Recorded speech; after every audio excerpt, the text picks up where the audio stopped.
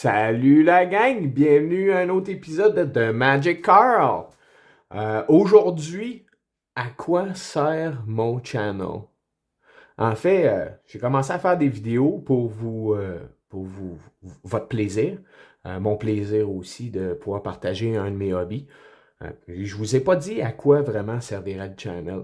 Tu sais, si je veux que vous me regardiez, vous me donniez des commentaires, que vous vous abonniez, vous me suiviez, c'est sûr qu'il va falloir que je vous dise à quoi que va servir. Tu sais, à la base, nous, on a toute une passion, puis c'est des magic. Mais le but, c'est de partager mes connaissances, mon expérience, mes parties, mes achats avec vous pour que vous faisiez peut-être un meilleur achat sans nécessairement dire ah, lui, il achète ça, je devrais acheter ça. Non.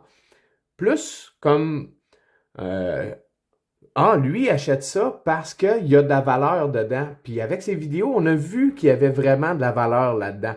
Donc, on va y aller avec ça. Est-ce que ça va valoir la peine? Tu sais, je veux dire, moi, si j'ouvre ça devant vous, puis vous voyez que j'ouvre juste de la cochonnerie, ben vous irez probablement pas l'acheter. C'est tout à fait normal. C'est la même chose pour moi. Si je regarderais n'importe quel autre faiseur de vidéos YouTube, que ce soit Telarian Academy ou etc., ça serait la même chose. Si ou juste des poubelles, j'irai pas en acheter. C'est tout à fait normal. On veut tous s'entraider, se donner des connaissances.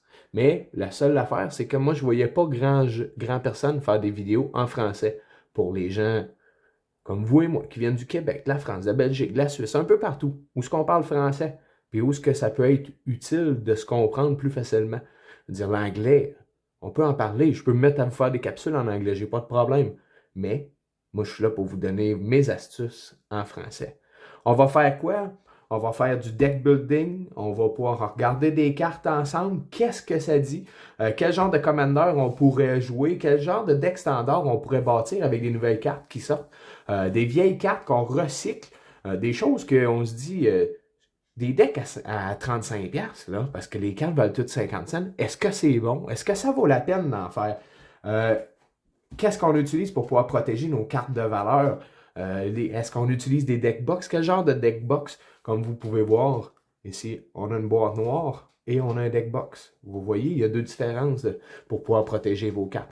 Mais ça, on va tout voir ça ensemble sur le channel. J'ai ouvert des packs hier, on a fait des gros pulls. Si vous voulez pouvoir continuer à avoir des gros pulls, autant que des fails, ben va falloir regarder les vidéos. Avec mes montages, je vais pouvoir vous faire des choses qui sont le fun à regarder, des choses que vous allez apprécier.